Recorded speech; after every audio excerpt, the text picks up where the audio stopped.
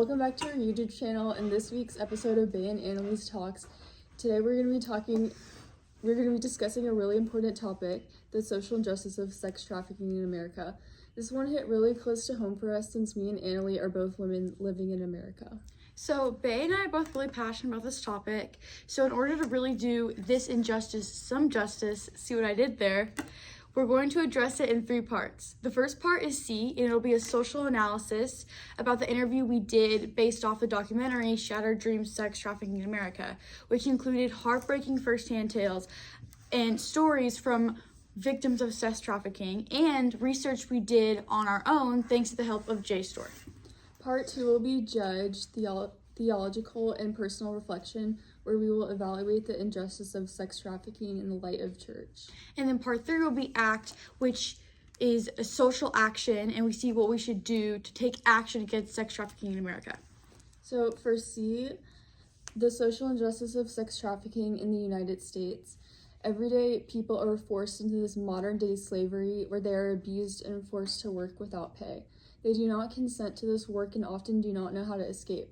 They are sexually abused against their will and usually taking a major toll on their mental and physical health. So that's what's happening, and then who is being affected? So innocent people residing in the United States, whether they were smuggled in or born here, people of all ages, gender, and races are affected by this injustice. In the known causes, social injustice in the context of sex trafficking often stems from a combination of factors, including poverty, vulnerability, lack of education, and societal neglect. Traffickers prey on vulnerable individuals who may have limited options for support or safety. Additionally, the normalization of exploitation and the lack of awareness about trafficking in many communities contribute to these injustices. Okay, so what have others tried to do about it? So awareness campaigns have been created to educate the public on how to recognize signs of trafficking, how to respond.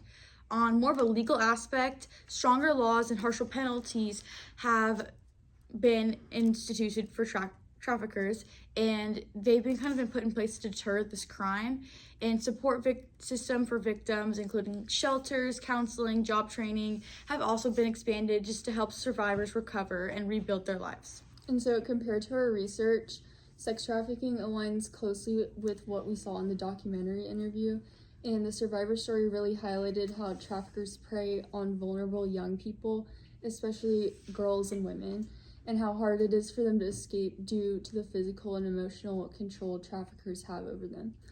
And this matched our findings in the JSTOR articles about how the trauma survivors face and the importance of offering long-term support. The documentary also emphasizes the need for education and awareness, which connects to our research on how teaching people the signs of trafficking can help prevent it. We also saw how legal reforms like stricter penalties for traffickers are crucial in breaking the cycle of trafficking, and something our research supports as well. Both the documentary and our research show that solving this issue requires a combination of education, legal action, and support systems to help survivors rebuild their lives. Okay, so now let's look at this and apply it in the light of the church's teaching. So we're moving on to our second section, which is Judge. So the works of mercy that we chose that we think apply best to the situation is, blessed are the merciful, for they shall receive mercy. Sex trafficking is a grave violation of human dignity and freedom, and it stands in direct opposition of the values of mercy, compassion, and justice embodied in the Beatitudes. And then being merciful means showing active compassion to those who are suffering, especially victims of grave injustices like sex trafficking. Okay, and then sex trafficking is a violation of the Catholic social teaching, the life and dignity of the human person, and the church teaches us that every person is created in the image and likeness of God, and they deserve to be treated with respect and love. This Catholic social teaching theme reminds us that human life is sacred, and when people, especially women and children, are trafficked for sex against their will, they are dehumanized and exploited, which is the opposite of what the church teaches us.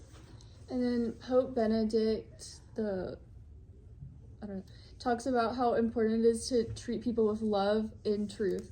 And one of the quotes he says is that a society lacks solid foundations when it asserts values such as the dignity of the person, and then on the other hand, radically acts to the contrary. And then the second quote is, the development of peoples depends on a recognition that the human race is a single family where the strong have duties toward the weak.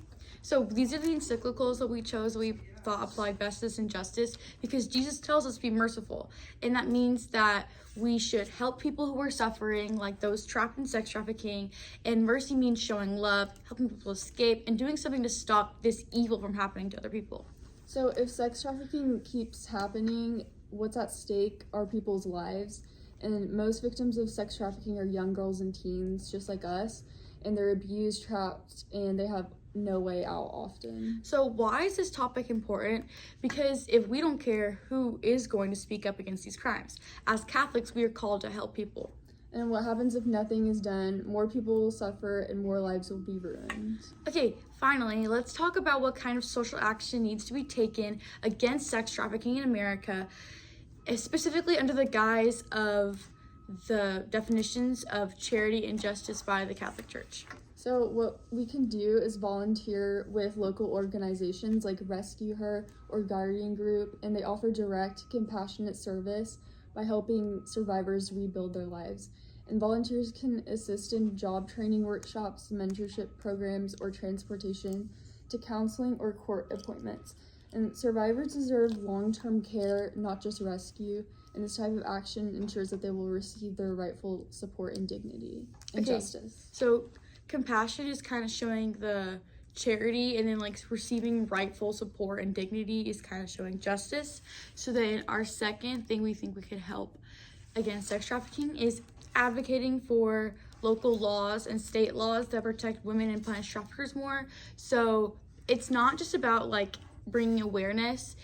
It's about like attending city council meetings, like emailing representatives and joining campaigns to support policies like increasing penalties for sex traffickers, providing funding for survival housing, or expanding access to trauma therapy. This reflects justice by demanding a systematic change to protect the vulnerable and to hold the guilty accountable. So another thing we could do is sponsor or host training for school staff, young workers, or healthcare workers or healthcare providers. And instead of vague awareness, this action equips people in the key positions to recognize trafficking signs early and take appropriate action. By partnering with agencies to host certified workshops, community members show charity through proactive love and care for youth and at-risk populations, while also working towards justice by interrupting trafficking before it escalates. Okay, so our next reason is to organize donation drives for survivor-specific needs. So when survivors leave sex trafficking, they often leave with nothing. They barely leave with their lives. And so community members can collect and fundraise for items like cell phones, clothing, hygiene kits, and housing deposits. Charity is about meeting people's physical and emotional needs with love, and while justice means helping restore what was taken from them, including safety, stability, and independence. So me and Bae just want to thank you all for tuning into this week's episode of Bae and Ellie Talks. See you next week.